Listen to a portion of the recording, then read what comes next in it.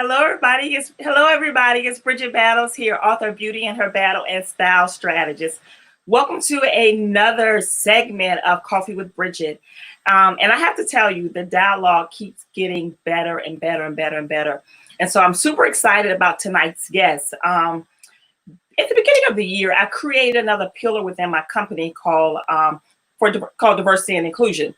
So with that pillar in my company, I wanted to make sure that I discuss relevant topics, things that were important, things that are happening now. So tonight, I'm super excited about my guest tonight. He has been in the education field for a number of years, and he has an interesting perspective. And most importantly, he's someone who I actually believe in the mission that he's connected to, and believe in the message that he is teaching. So help me welcome Neil Harris to Coffee with Bridgett. I'm so excited to talk to you. Hi, Neil. How are you? I am doing great, and I'm glad to be with you tonight. Thank you. Thank you. Thank you. So, Neil, in January, I kind of revamped some things. And so now I have a pillar in my company, diversity and inclusion pillar. And so the View calls it Hot Topics. So I'm going to introduce my segment. It's called Hot Sauce, because I want to discuss the hot topics, but also things that make people uncomfortable. Because when you talk about certain things, it is uncomfortable, but they are much needed conversations if we expect the country to heal from where we are. So let's talk a little bit about you and then kind of move forward. So I know that you are the principal at ATEC, and you left higher ed to come back to do this work. So for my viewers who don't know who Neil Harris is, tell us who Neil Harris is and why you are so committed to coming back to ATEC. Sure. So again, thank you, Bridgett, for having me tonight. My story is really simple. I am an ordinary guy that just believes in Black young men and women. So again, I've been in the education field for quite some time now, but I just believe and realize that education, this educational setting is key for us to really promote and to support the outcomes of young Black men. So I'm where I'm supposed to be. Again, I'm actually a career changer. I was in finance for quite some time and realized that my magic is with young Black men. Mm-hmm. So again, I was in higher ed. I was a principal. I was a teacher for a while, assistant principal for a while. I was a principal. I then left to go to higher ed. But when I got to higher ed, I realized that my real magic and what I'm really supposed to be doing is really with young men. So that's why I came back to ATEC High School, which is a high school that has 95% Black men. Wow. In the school. So again, it's my element, it's my passion, it's my fulfillment. I can do it with my eyes closed. And again, while the job is very challenging and it has a lot that comes with it, it comes somewhat easy to me because it's something that I really love. So if you notice my background today, I'm still in the building because it's graduation tomorrow. Mm-hmm. And I just had to finish up some final things, pushing my young men through so they could celebrate graduation even in the midst of this pandemic. So again, I'm honored and I'm humbled at the fact that I actually don't really have a job. I do not have a job. I'm actually being paid to be me. And I think that is the greatest accolade that anyone can ever get. So there's the complexities to me, there's intersections to me like there is to any individual. But the heart of me is to make sure that I pour out what's in me into the young men that I serve every single day. So you said a couple of key things that are great takeaways for our viewers right away.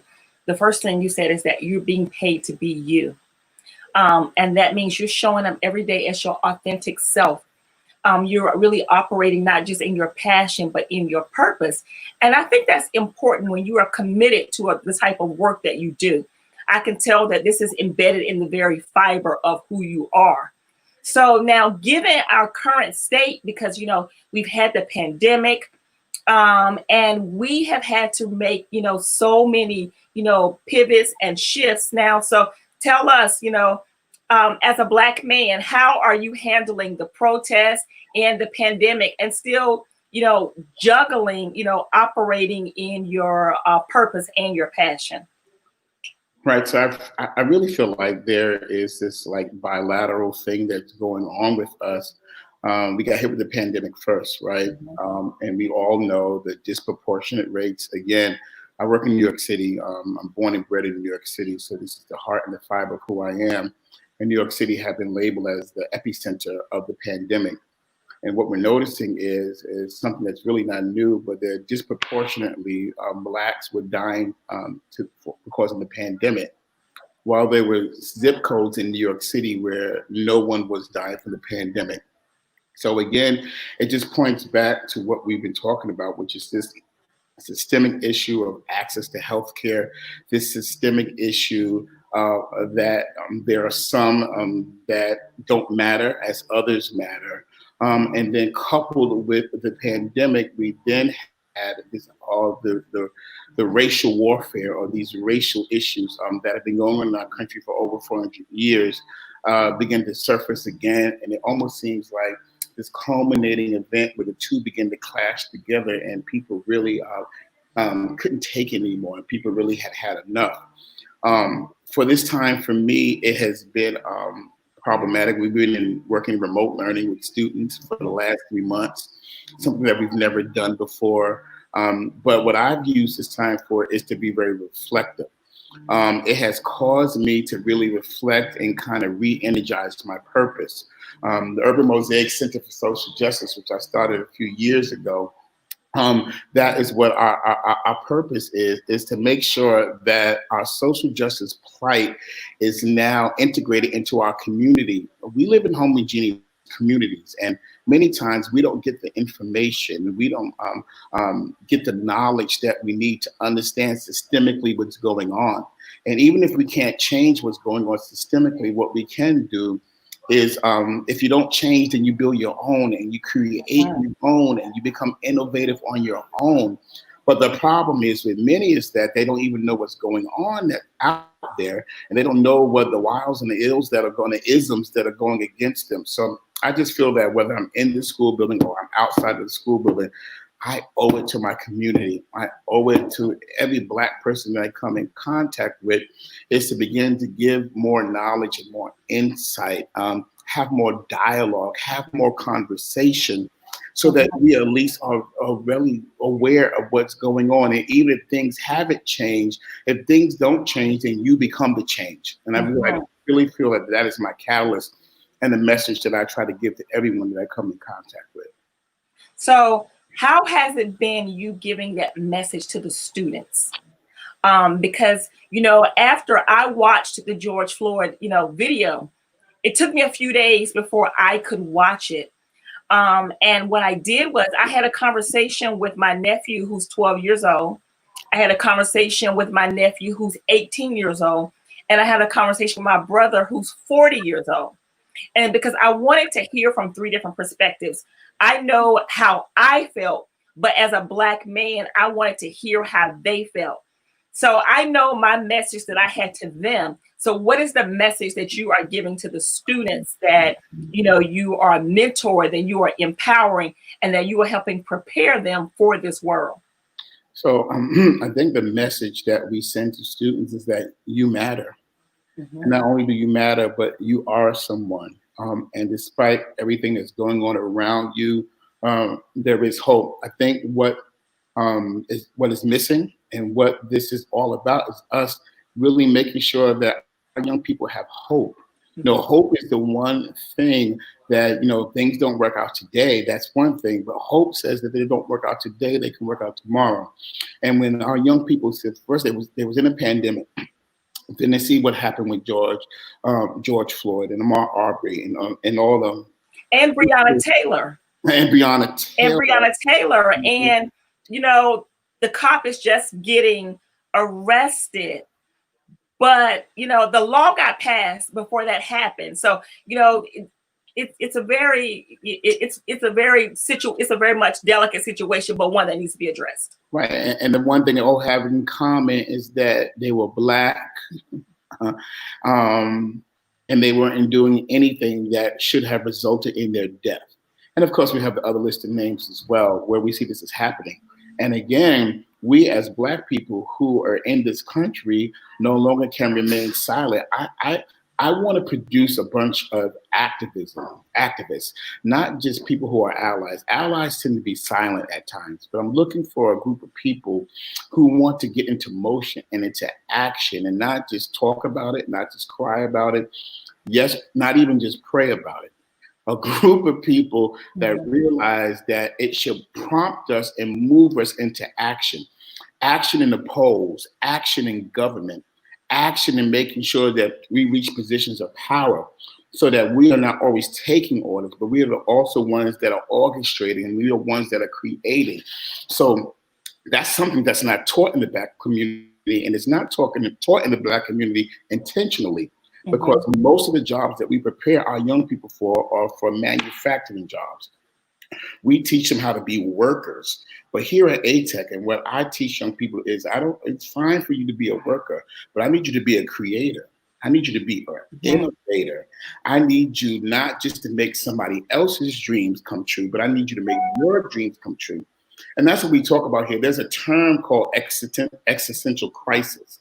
So in that term, existential crisis is nothing more than what many of us would call like purpose. I teach my kids here, you need to figure out why you are here, what you were born to do, why you weren't killed, why you weren't cut off. There's got to be a purpose for you to be on this earth. And don't wait till you're 30 until you're 40 to figure things out. At this very young, ripe age where I can expose you to things and I can help you to see other things, I want you to begin to have that inner dialogue with yourself.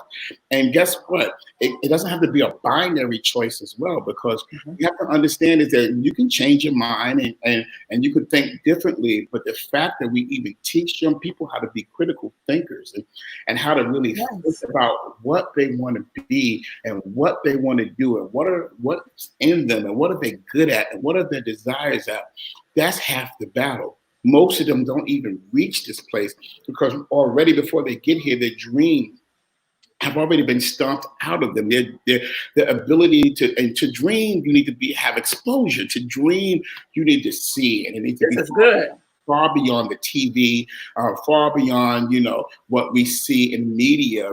But it's got to be that you actually believe that it's attainable.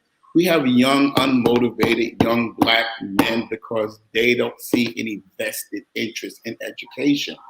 But I stand before them, whether you're Barack Obama or you are Neil Harris, I stand before you to say that any Black man, you are built with a resilience. That's a part of your fiber. That's a part of your DNA that if you put your mind to it, you can do anything that you want to do. So again, that is my message. That is my soapbox that I stand on. That is the very fiber of my being.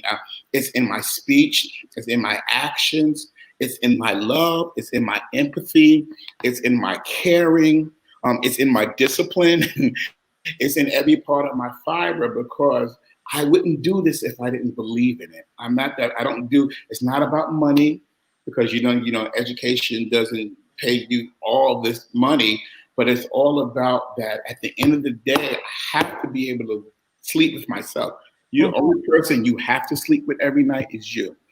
And at the end of every night, I need to know that my living, my breathing, my experience, my hurt, my pains, my trials, whatever that I've been through is all so that I can help somebody else. So again, that's really what fuels my mission and really fuels how I live in this current context of turmoil. But I'm living in turmoil, but I'm living with hope.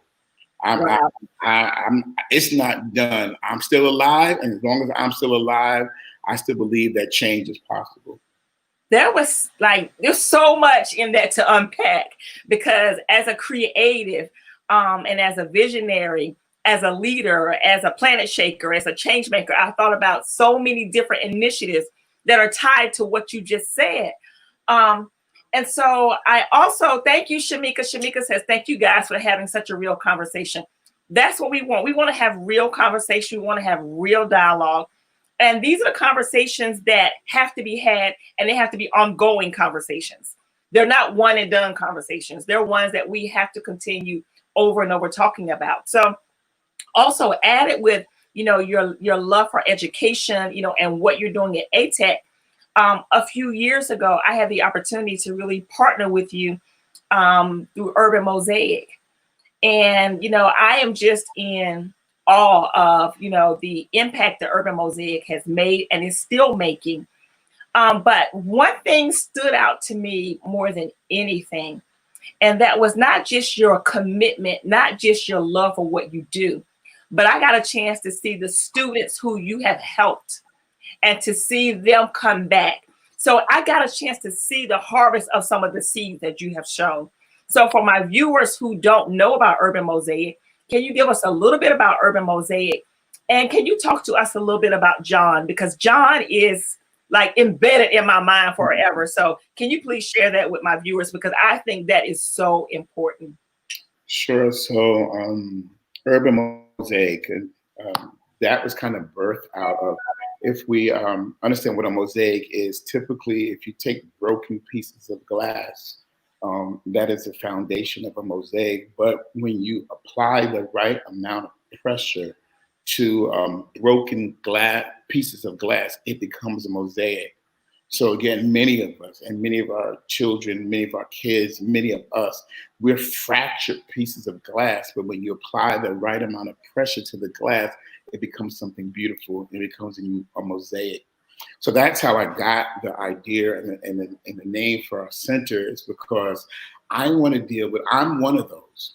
So I'm not dealing with other individuals. I'm one of those single parent in the Bronx, in the projects.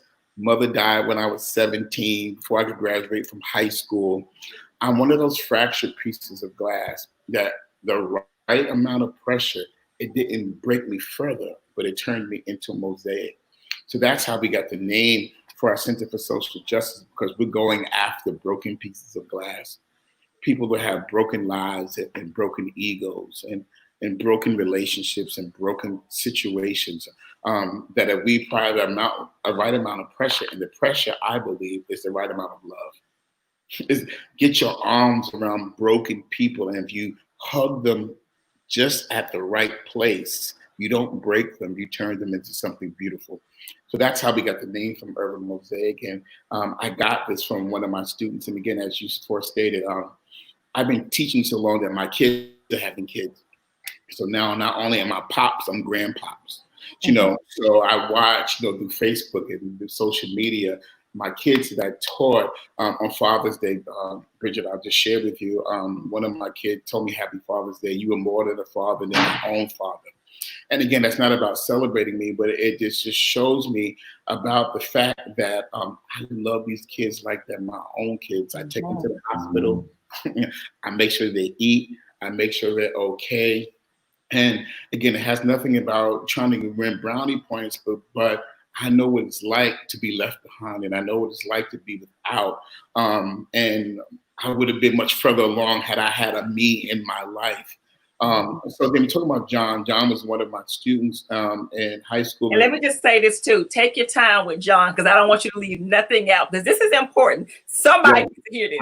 I got to do this for Bridgett about John, and I have some updates about John too. Okay. But, John is one of my students, and I actually left the Department of Education. I went to higher ed for a while, and at that particular time, John got into some trouble, and his grandmother came looking for me. And I was no longer the principal of the school, but someone got in contact with me, and she said, "You better find Mr. Harris, because John's in trouble, and Mr. Harris is the one that can help him." And a long story short, John had got involved with a young lady in Florida, and there was an issue, and the young man that John was having an altercation with actually died. So John is now in jail, and John's in jail for well over 30 years for murder.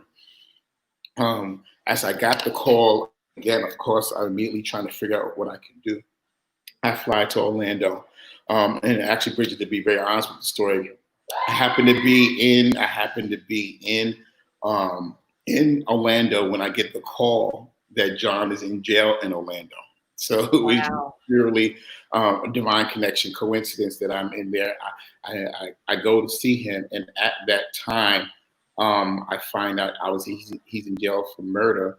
But because he has no real representation, his family's not able to spend the necessary money to come see him. He's all by himself. So I pledged him I'm going to make sure he's okay. I go back home. John, in fear, took the plea deal. And because although he was innocent in his plea deal, he is now a young man that's in jail for 30 to 35 years. I felt somewhat responsible for that, although I believe I was there for him, but he was my own. And I believe from that point, Bridget, that's where this name came because I knew that I could not let this be unsettled and I could not let this just be another statistic. That something good had to come out of this. So I began, communicate with him, and as you know, I started the Center for Social Justice. And every single event that we have, I promised and I purposed that he would be the center and he would be the focus of it. So every event, I don't care what we do, what activity we do, I know firsthand. I've written. I have every single individual to write a letter to him. What do you say to a young man that 30 or 40 years of his life is being taken away from him?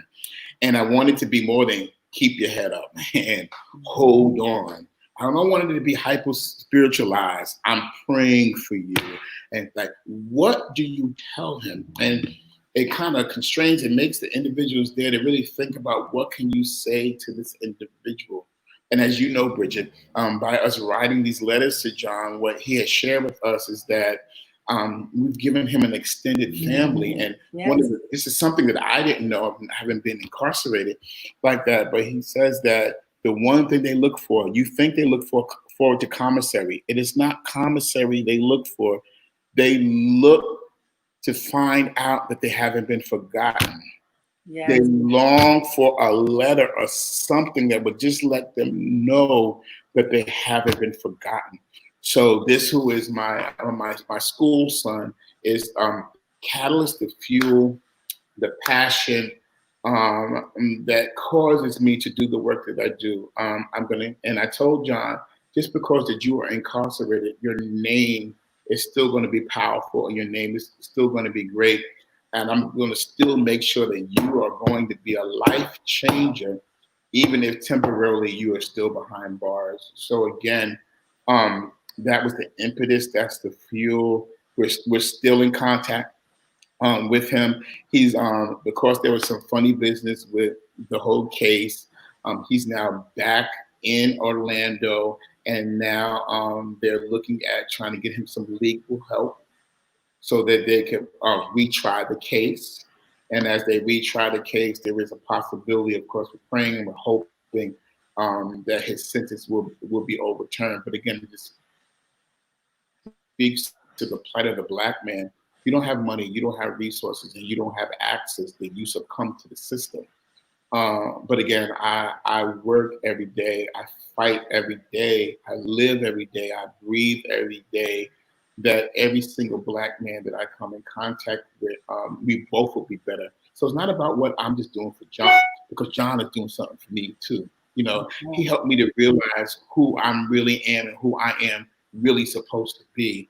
And the least I could do is still let him know that while he's behind bars, he's not forgotten. And I can rally all the troops and rally everyone that I come in contact with so that he never loses his hope. And you are a bad somebody when you can still change lives and you are still behind bars. I know the first time I heard that story, John's story changed my life.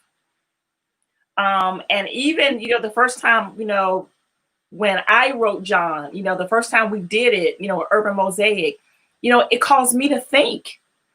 It caused me to think on a whole different level. And I remember that you had John's letter in your wallet. Like, I remember that. And that entire experience, made me really look at life in a totally different way. So I am so grateful for, Urban Mosaic. So have you talked to John recently? I talked to him recently, but also, Bridget, like, sometimes we look at people and bad decisions. Bad behavior has a story behind it. And I know That's many times, good. Bad behavior has a story behind it. has a story behind it. It's easy to say, oh, they shouldn't have did this and they did this. But no one wants to fail. No one wants to be in jail. No one wants to be in like this horrible situation. There's a story behind it. And that's what our job is. It's easy, very easy to be judgmental. I grew up with a single parent, so I can say to everybody else, I did it, you can do it. But no, situations are different. The parameters are different. I wasn't a single parent, but I had a single parent who loved me, who took care of me, made me read a book every week. Like, there were things that were different. And if we could just stop looking through the eyes of judgment and just saying, okay, you made this decision, let's open up the dialogue of what you did and figure out how that we can make better decisions. So I'm thinking about the pandemic. I'm thinking about the racial strife that we're dealing with. I'm thinking about the education system that is intended to fail Black men. And I'm adding this all up.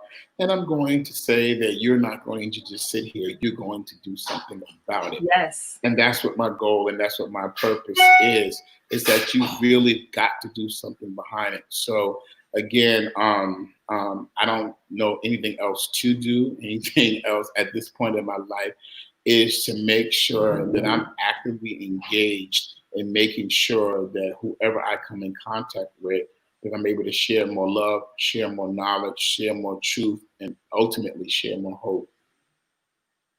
Wow. Um, every time I hear you talk about John, it's like I relive it all over again. The very first time I heard you talk about John. And so, I'm looking at all the comments that are coming in. Thank you, Pastor Marcus McKnight. Joyce Jones. Joyce Jones says this is awesome. And everybody is typing bad behavior has a story behind it. Thank you, Mary. Shamika, we're so glad you are here. So, Neil, you've given us a lot. And before I open up for questions from our viewers, I am sure I am not the only one because I am a board member for Urban Mosaic. But how can people partner with you? Because now is the time to really, put our money where our mouth is. Now is the time for us to really, put words into action. How can people partner with you? So again, and the website's up is www.urbanmosaic.org. That is our site again, www.urbanmosaic.org. That's the website that we have up. And again, you can also follow me on IG, Urban Mosaic, Facebook, Urban Mosaic, Twitter, Urban Mosaic. That is our tag. That is our hashtag. And again, what you will see there also is a little bit more in depth about some of the initiatives, and some of the things that we've done, and some of the things that we're looking to do. Bridgett, as you know, I'm looking to open up a school for Black boys. And we can do this. And we can do it. And again, so we talk about the prison pipeline, right? We talk about the school to prison pipeline. And many times I was trying to figure out how to clog and to reshape the pipeline. But I believe now that my job is not to fix that pipeline, it's to create my own. So I'm creating my own pipeline. That one's already broken. That one is doing what it's intended to do. But my desire is to create a whole new pipeline. So now in conversations with HBCUs, I'm in conversations with, once I have them here in high school, once they leave here, who is going to take care of them and nurture them and not cause them to leave with a whole bunch of student loan debt. Because that's the trick. Go to college, but then after we leave college, we're in debt for the next 20 or 30 years trying to pay it off. So I'm not trying to fix nobody else's pipeline any longer. I'm not trying to repair it. What I'm going to do is create my own pipeline.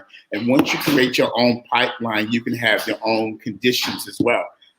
My own, it's in my own environment, and it's on my own conditions, and it has my own intentionality as well. So again, while your pipeline might say one thing, I know that I am sending young Black men, young Black women into spaces that are just going to add on top of what we've already imparted and what we've already given them. And that's what it's about. That's what, when we think about Black nationalism, many people talk about Black nationalism, but the idea around Black nationalism, something that Malcolm X talked about often, was that if people don't let you in, you don't make your own space at their table, you create your own table. Exactly right. That's good. Not going to give you access to their wealth, their knowledge, their rooms. Then what you do is create your own.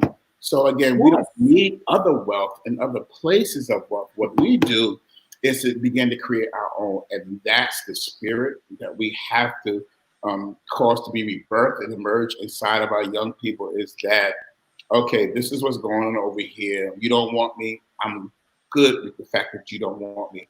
But what I do want, I'm going to go after and I'm going to create on my own. And I think that that is the message that has to be poured into our young people's lives, that no matter what it looks like around you, that get a dream, go after it, and watch it happen for you. So again, yeah, I'm not trying to fix nothing. I don't need nothing. I create my own school, the own education, yes, my own rules, my own curriculum, get the right people that are teaching there. Like that's what it's all about. And then we posit it and position it in the places it needs to be. Where are we being the most adversely affected? So we got to go to New York. You got to go to Chicago. You got to go to Baltimore. You got to go to these places where all they do is talk about the crime and the death rate and the drugs rate and the Black on Black crime. Don't tell me about Black on Black crime till you tell me about white on white crime. It's homogeneous. So of course you're going to do crime where you're at. But you need to understand why you're doing crime where you're at.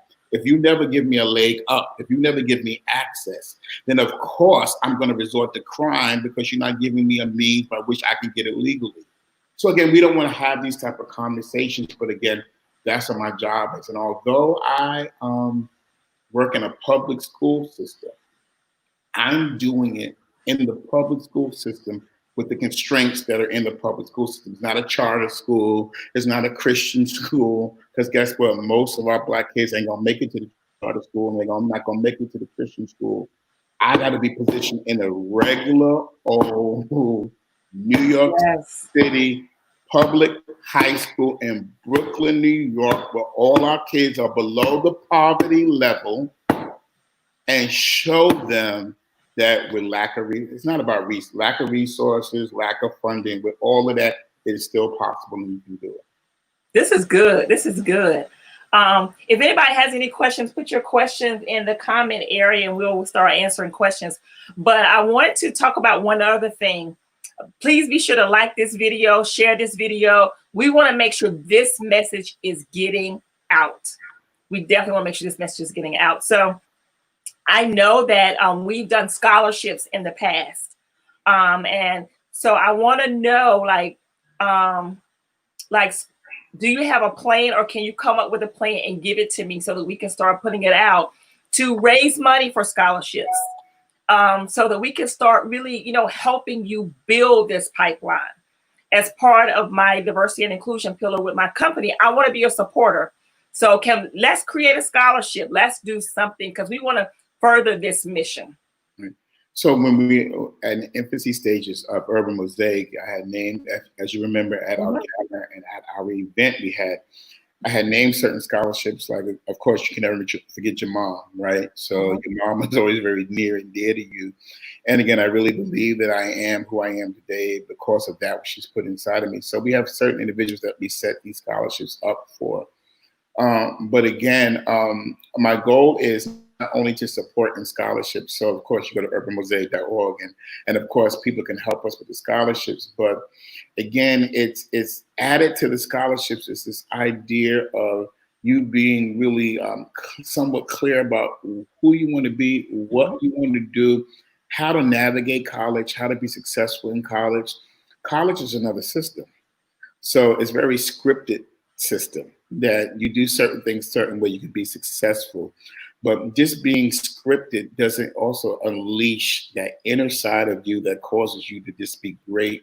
you want to start up an internet company. Like all those things that happen don't come from scripts. They come from people who are unleashed. Yes. Who are taught how to dream and taught how even when people tell you it's crazy and it's stupid and it can't happen and it doesn't make sense, that it still can happen for you. So again, that's the part. So with our scholarships, also we're providing training and counseling. That once you get the money, you know what to do. Once you get into school, you know how to be successful. Once you, how do you transition from high school, and how do you come from a place of deficit and a place of lack and a place that we know you've been left behind, and many times you haven't even been given the academic skills and support that you need to be successful. I don't care who you are. There are different schools that produce different type of graduates. So what do you do? And so Urban Mosaic is also that support system. Like once you're part, you're always a part. Once we're there for you, we're always there for you. So not only are we trying to provide that financial support for you, but that social emotional support for you. Yes, that's important. That guidance for you as well. So again, that's where we want to be comprehensive. We don't just want to be, it's not just here, take this check and you go. But as a comprehensive organization, it is our desire to make sure that you never feel like you are alone, and that you never feel that we're not there to give you the support and the advice that you need. And sometimes it's just encouraging, and sometimes it's just love. And if I've done that, then I've been successful at it. So I consider myself like such a fortunate individual, whether I'm sitting here at work at almost 8 o'clock at night, or I am hosting an event, or I'm having a conversation with a parent. It's all about what can I do, not just to take, but to make sure that I give back.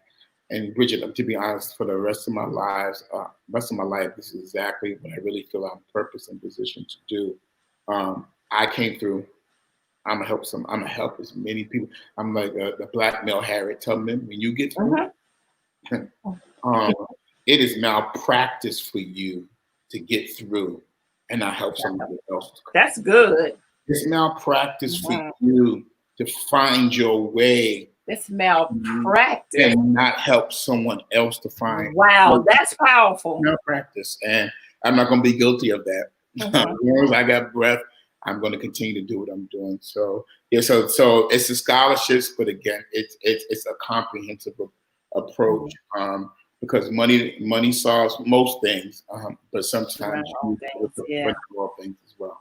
So that's your commitment, and I was just watching you, and your commitment, your passion, like it's like radiating through the screen right now. And I'm sure our viewers are just like trying to grab every single word that's coming out of your mouth. I'm looking at the comments, and in my mind, I'm thinking, what can we do to help? Now while we're having these conversations, we want to show up with actions. So type in www.urbanmosaic.org. We want to support. We want to push the initiative forward. We want to empower our Black men.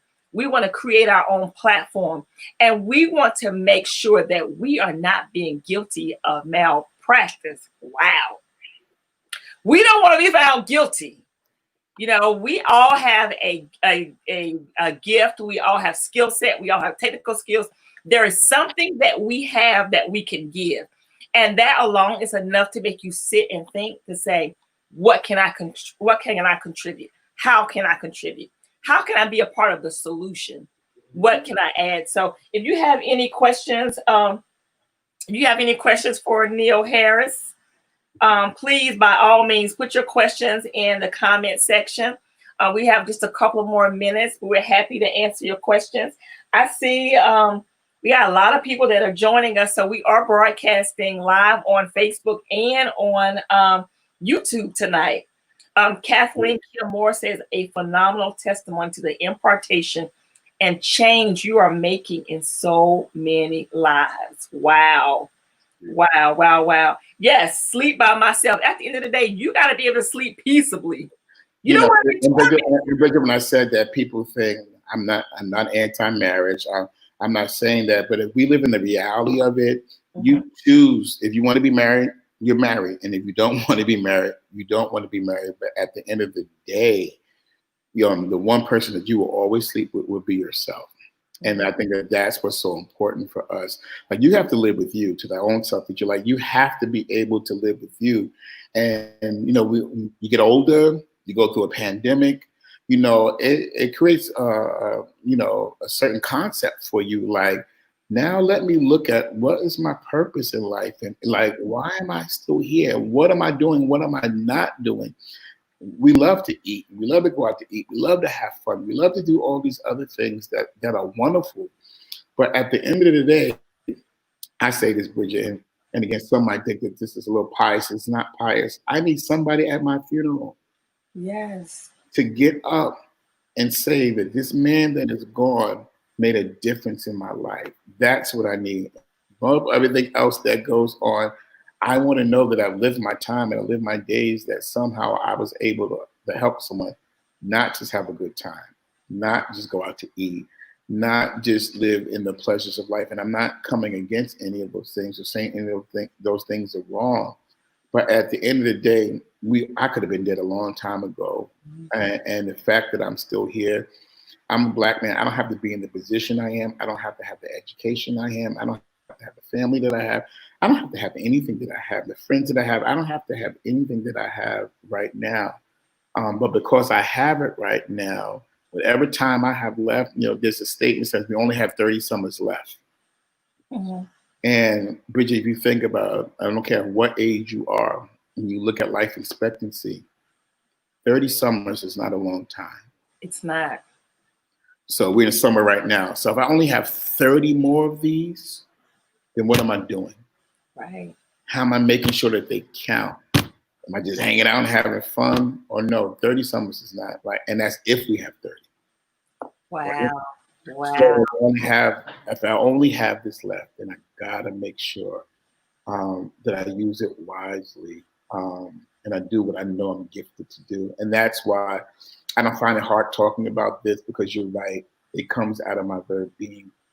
It comes from the innermost parts of me, and I don't struggle for it. It bubbles up because I got John, and I got people like you, yes. and I have a son. I have a male son that I have to make sure. Again, I'm not the savior of the world.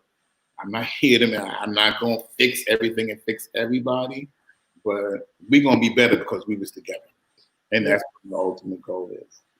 So I'm looking at all of the comments that are coming in. And so before we wrap up, because our time is almost up, what kind of resources, what kind of books would you encourage, our viewers to read? What kind of articles would you encourage them to look at?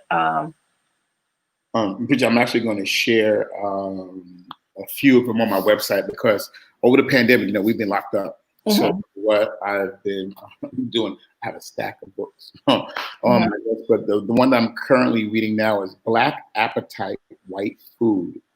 Black Appetite, White Food. Somebody put that in the comments.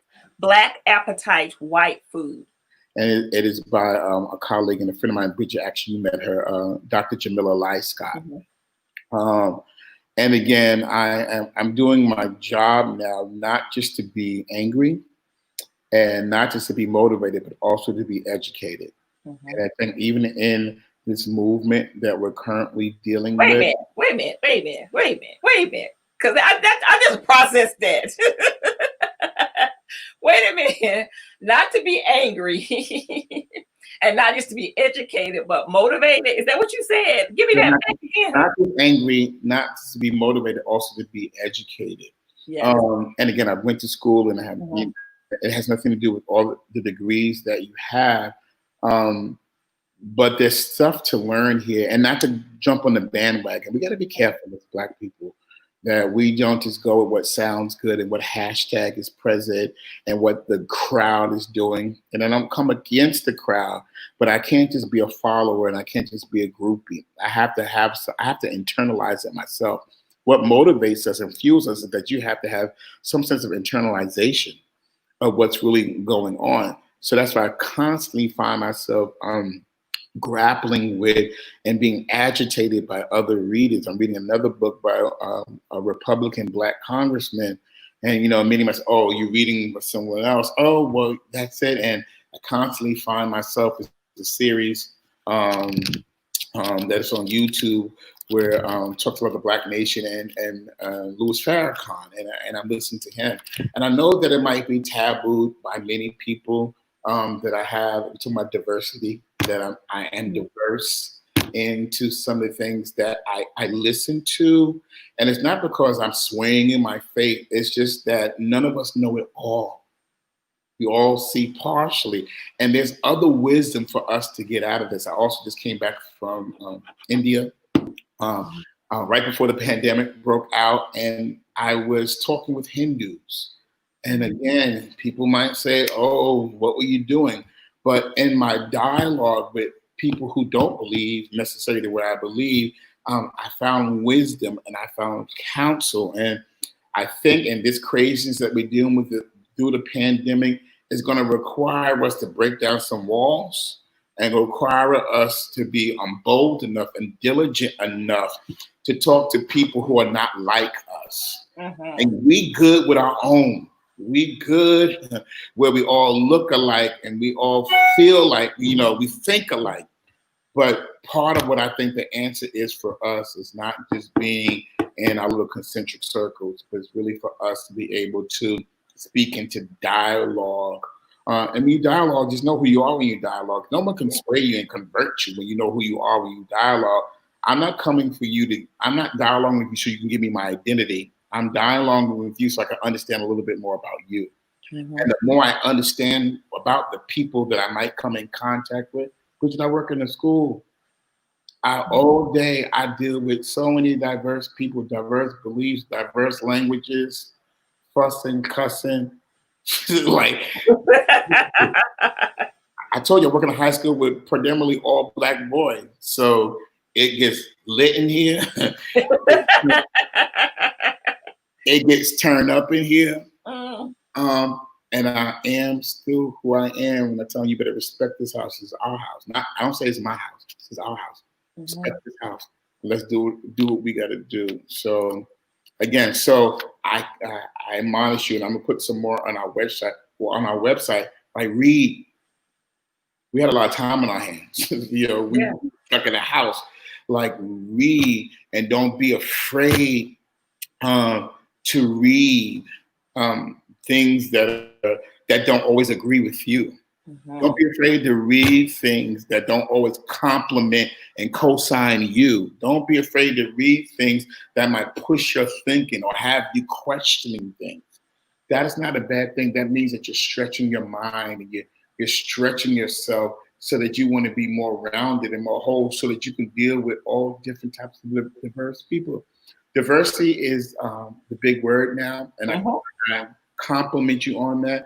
But even in diversity, that's getting watered down now. Absolutely. Because we want to talk about diversity, but you want to call it race. And my issue is we want the cute labels: privilege, diversity. Those are cute labels. But at the end of the day, we are talking about race. That's it. You could hide your sexual preference. You could hide where you was raised. Exactly right. You could hide your economic status, but one thing that you cannot hide is the color of your skin. You cannot. You cannot. And if you can't hide the color of your skin, then the issue is, do we want more diverse? You want more diversity? No, it's not that we want more diversity. We want you to treat Black people fairly. Right. We want you to recognize who we are. I am you. You are me. Absolutely. You're not better than me. Right. But we will call it, for funding and for proper labels, we'll call it that. We're going to have somebody that deals with diversity and inclusion. Why are we talking all these? You brought us here all 400 years ago. Why are we still trying to be included? Right. I had that discussion today. Yeah. We should have already been included. You don't want to. And we need more than one seat. If you want to have a committee that you're creating for African American committee, you need African Americans on the committee. You need several Black people. I'm going to hire the diversity director who's Black, and that's going to fix. Until you fix paradigms, until you fix mindsets, until we fix the pocketbook. Absolutely. Until we fix the pocketbook, Absolutely. we're going to have conversations, but we're not going to have action. Absolutely. And I'm tired of having conversations. I'm tired. I'm ready now for things actually to be done. So don't sit there around a table. Let's have a conversation. Let me see in your budget where you are committed to this work. And that's the real commitment. When you put dollars behind it, that's the real commitment. Show me your board of directors. In the conversation. Don't show me your senior manager. Show me your board of directors. And don't show me your statement. And don't show me your statement. I don't want to see your statement anymore. I want to know how many seats are at this table. So, yeah. And I want to be an influencer and a decision maker, not just sitting at the table. My voice needs to be heard. And I want it to be valued. Absolutely. Right? Absolutely. I don't want to sit in silence. I want you to respect what I have to say and understand that my experience is valuable. And my experience validates me, not you. Absolutely. This is good. This is good. I'm looking at all of the comments that come in. This is good because this is my time. This is my space. I love talking about this. I know that our time is almost coming to an end, but I think we should do part 2 with this. What do you think? I can go on those. Anyone that knows anything about me, it could be part 2. It could be part 22.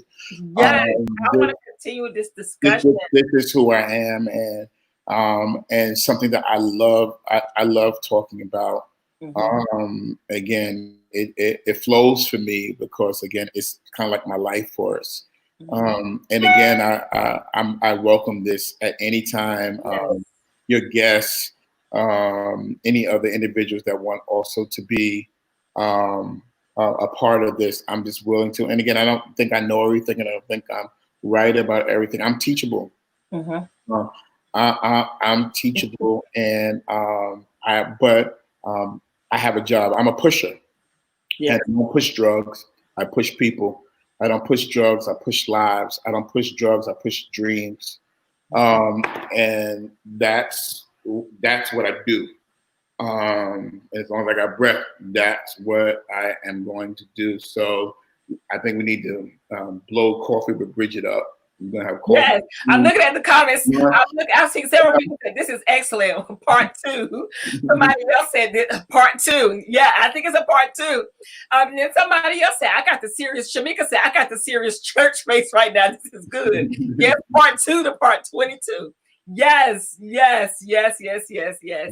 and the ultimate goal, Bridgett, if I could say this, is I believe everyone that's watching and everyone that's even in our comments, this ain't just in me, it's in all of them too.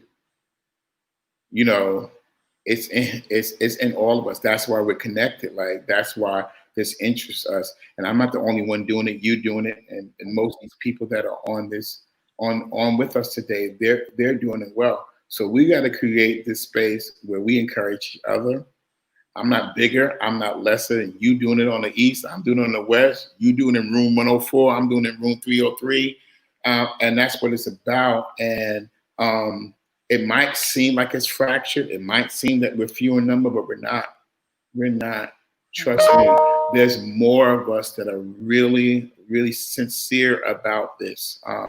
Than many people realize. We just get the short end of it. But we're here. What we have to do is keep talking about it. And if I've done anything today that caused anyone, after we are done and we sit back and just think for a minute, we got to figure this thing out. Mm-hmm. And once we figure it out, not only will you be fulfilled, you could be fulfilled and you could be rich, because that's what they do. Mm-hmm. They do what we do, Bridgett. But they study to do it. We don't even have to study to do it. And then people pay them. That's true. People pay them and pay them thousands upon thousands of dollars to speak our reality. Do you know that how many grant dollars are going to doing research around what happened in COVID and research about race? The white people are getting the grant dollars to study us. I don't need you to study me. We can study ourselves. Uh-huh. But again, it's about knowledge and it's about access. Uh-huh. And that's what we're here to do. That's what Coffee with Bridgett is about. That's James said I can listen to him teach for hours. this was the Urban Mosaic, all of it. Yes. Urban Mosaic Center for Social Justice. I'm broken. I ain't sitting here together. I was a broken piece of glass. Yes. And I was turned into something that was something that was beautiful, something that was wonderful. But it was a process, and I'm here for it. I'm here for it. I'm here for it all day. I'm here for it every day. So as often as you have me back, that's how often I will be back. Yes, we will. And then when you don't have me back, I'm gonna start my own. I'm gonna have my own. Well, listen. I'm gonna invite you to come be a part. Listen, I'm about to start a whole Coffee with Bridgett network. I'm gonna be the EP for your show. Okay. Yeah, I could be one of you like Oprah. So you have the whole network, and I'll just be one of the shows. I'm gonna have a whole Coffee with Bridgett network. That's part of my vision plan, which I'm working on now. And so I love Oprah. Put your show out. I love Oprah. I love what Oprah did, but I live this. Yes. Every single day. Say that one more time. Say that one more time. I want to show you my phone. My seniors are texting me because there's graduations tomorrow, and they're still doing their work. So they want to let me know that I put my work in. So can you switch it so that I can still graduate tomorrow? Here it is, graduation tomorrow, and what am I telling them? No, not as over. Keep working. Keep working. Keep working. Keep submitting your work. I know graduation's tomorrow. I know it's late. I know technically you missed the cutoff, but keep working. Keep going. Text me when you somebody put that in the comment. Keep working. That's gonna be our hashtag. Keep working. That's our hashtag. Everybody else said, sorry, you missed out. But that's why, guess what? I'm the principal. Mm-hmm. So when it comes to this building, I have people over me. There ain't nobody over me in this building. I know it's over. Keep working. Keep working. Because I'm gonna have them grade your work tomorrow. And I'm gonna make sure you get your grade, and then I'm gonna call your mama and tell your mama to log on. I know it's virtual, but it was last minute, but he did it. And until we can teach our kids, we don't teach last minute, but even if it is last minute, keep working. Please like and share this video. Use the hashtag keep working. Keep working. And I say that to everybody on Coffee with Bridgett tonight, everyone that will watch this later. I don't care what it is. I don't care how bad it is. I don't care how crazy it is. Keep working. Keep working. And if you do, guess what? I'm not telling you something I read. I'm not telling you something I heard. I'm telling you something I live, and I'm telling you something I know. Keep working. Ladies and gentlemen, our time is up. I know Neil has more calls tonight. I have two more calls after this too. But this was like amazing tonight. Like I knew we were in for a treat tonight, but this has exceeded my expectations. And I have so many ideas how we can support the vision and how we can help move this vision forward. And I feel like now we put it out here, which holds us accountable. And so we're gonna keep going. We're gonna keep it going. Keep working. Keep working. Yes, keep working. Please support www.urbanmosaic.org. OMG, keep working. Keep working. All right, Neil. Well, our time is up. So you know this is what we do on Coffee with Bridgett. Where's your cup? Where's your cup? Where's your cup? Where's your cup? To the next episode. Of course, you know, I'll be reaching out to you for part 2. And if anybody buys the book, which I am going to buy the book, we're going to start a book club. Give us the book title again. Black Appetite, White Food. Black Appetite, White Food. I'm going to buy the book. If you buy the book, send me a message. We're going to start a book club, maybe a small FB group, just to talk about the book. So Black Appetite, White Food. Easy read. It's not thick. It's not dense. Easy read, y'all. And that's the problem is I've always had a black appetite. They just keep serving me white food. Wow. All right. Cheers to my first segment of Hot Sauce. And I'm glad you are my inaugural guest. And we're going to keep this conversation going. We are, I promise. Thank you all. Thank you, Bridgett. Thank you all for logging in. And I'll see you for part 2. All right. Talk to you soon. All right. Bye. Take care.